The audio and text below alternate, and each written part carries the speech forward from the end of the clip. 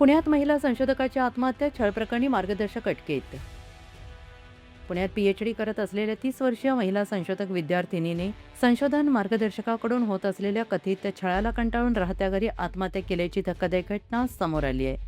ही माहिती पोलिसांनी सोमवारी दिली. या प्रकरणी बॉटनिकल सर्व्हे ऑफ इंडियाच्या कोरेगाव पार्क येथील कार्यालयात सहाय्यक संचालक म्हणून कार्यरत असलेल्या आरोपी मार्गदर्शकाला पोलिसांनी अटक केली आहे.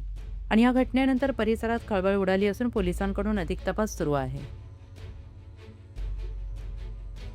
विद्यार्थिनीने आत्महत्या केलेली आहे, काय असं?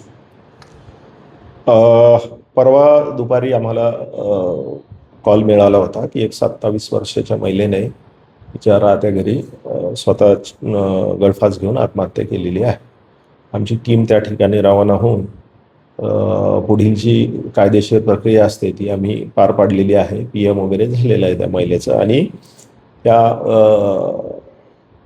घरामध्ये आम्हाला एक सुसाईड नोट मिळालेली आहे. त्या नोटमध्ये तिने ती MSc बॉटनी झालेली आहे ती, आणि ती सध्या PhD करत आहे. त्यामुळे तिचे जे गाईड आहेत त्या गाईड यांनी तिच्याशी गैरवर्तन केलेलं आहे आणि त्यामुळे तिने सुसाईड केलेली आहे असं प्राथमिक तपासात निष्पन्न झालेलं आहे. त्यामुळे आम्ही आरोपी विरुद्ध BNS सेक्शन 108 आणि 74 नुसार गुन्हा दाखल केलेला आहे आणि आरोपीला अटक केलेला आहे. पुढील तपास करीत आहोत. सर, हा आरोपी कोण आहे आणि तो तिला कधीपासून त्रास देतो? ती त्या आरोपीकडे ते आरोपी तिचा गाईड म्हणून काम करत होते. तर ती ऑगस्ट 2025 पासून त्यांच्या सानिध्यात होती.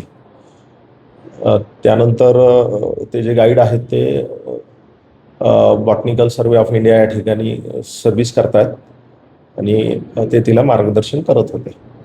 त्या आरोपीचं नाव काय आणि त्याचं वय काय? त्यांचं नाव आहे डॉक्टर बेन्नी यामीन. त्यांचं वय 50 वर्ष आहे.